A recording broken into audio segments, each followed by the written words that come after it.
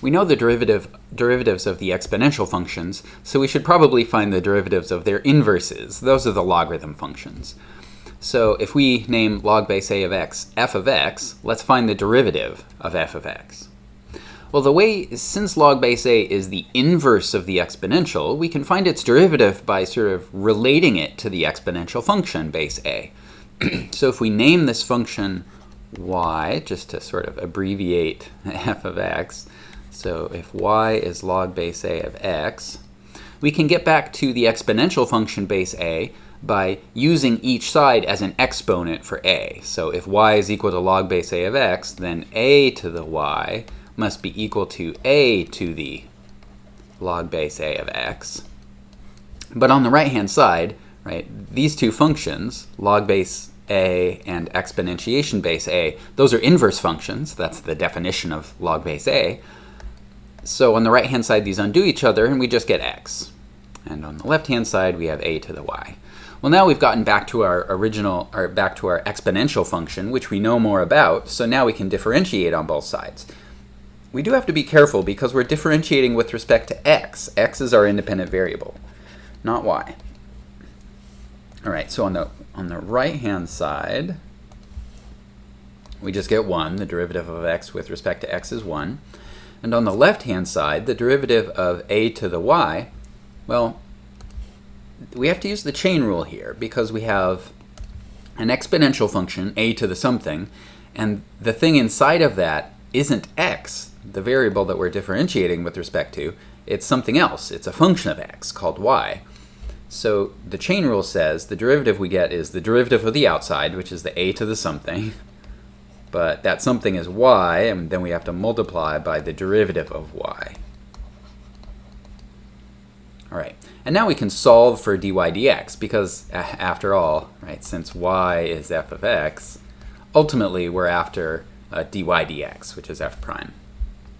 So now we can divide both sides by a to the y.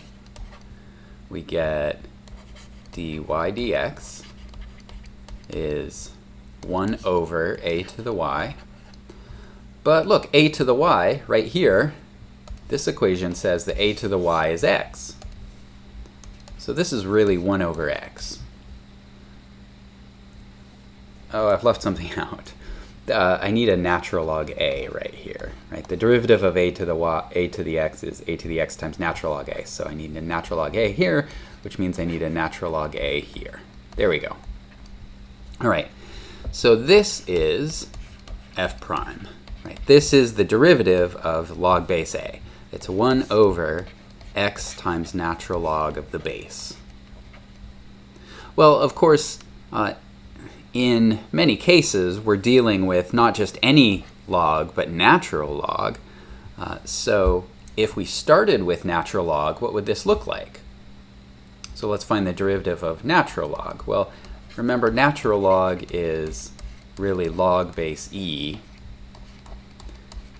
And what we just figured out is that the derivative of this is, right, it's this right here, so it's 1 over x times the natural log of the base, but the base is e in this case, and the natural log of e is 1, so this is 1 over x.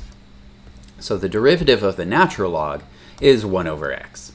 You can see that this is another reason why the natural log is the best kind of log. It's because its derivative is the easiest to remember.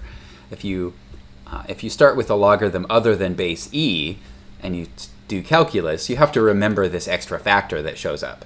But if you only work with natural logs, then when you start taking derivatives, you don't have to worry about that extra factor.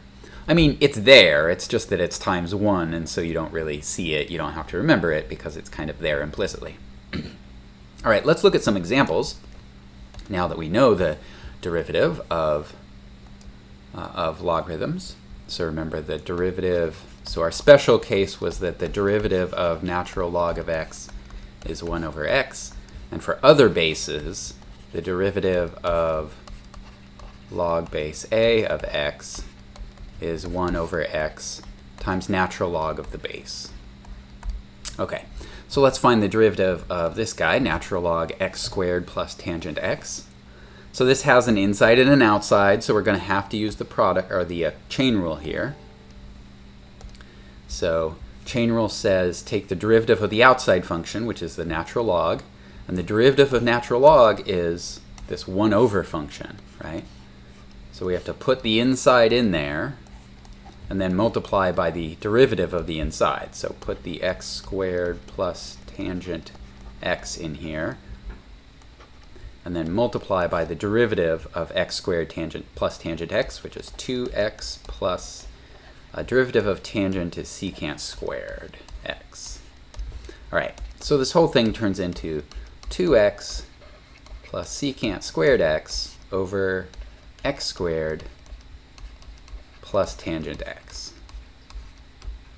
All right, and we're done. For a second example, let's take the derivative of x times the common log of x. Now remember, this log with no base on it, this is, at least if you're working in most contexts, it's base 10. This is called the common log. You do have to be a little careful. If you're working in computer science, often the log with no base will be base 2. And in some mathematical contexts, people use log for the natural log. But in science and engineering contexts, log without a base is log base 10. So we have to use the product rule here because it's x times log of x. So we need the derivative of the first piece times the second piece with no derivative plus the first piece with no derivative times the derivative of the second piece. Like this. All right, now derivative of x with respect to x, that's 1. So 1 times log of x plus x times, and now we need the derivative of common log of x, but that's 1 over x times the natural log of the base, and the base is 10 for the common log. So this is common log of x plus, well look, these x's simplify away, so we're left with plus 1 over natural log of 10. And we're done. All right, next example is, is this. So if g is the function natural log of x minus 2 times the square root of x, I'm missing a parenthesis here. I need a parenthesis right there. Let's find the g prime if this is our function g. So, well, we could dive in and start taking derivatives right away, but one nice thing about logarithms is we have all of these logarithm laws that we can use if we want to. So before we actually start calculating a derivative, let's rewrite this function using properties of logarithms. So one property of logarithms is if you have a product on the inside, which we do here, you can write that as a sum on the outside. So this is natural log of x minus 2 plus natural log of the square root of x. All right, and this is going to be nice because now instead of having to do the product rule, we can do the sum rule, but the sum rule is much easier to do. In fact, it's even better than that because this square root here, this is really x to the 1/2. And remember, another property of logarithms is if you have, if the thing inside your log is raised to a power, you can move that power down in front to make it a multiple like that. So this is going to be a lot easier to differentiate than the original way that we had it written up here, right? Originally, we would have to do a chain rule with a product rule inside of it and a power rule inside of that. But now we aren't going to have to do any of that. It's just a sum rule and then using the derivative of a logarithm. So now we can calculate g prime. So sum rule says it's just differentiate these two pieces separately.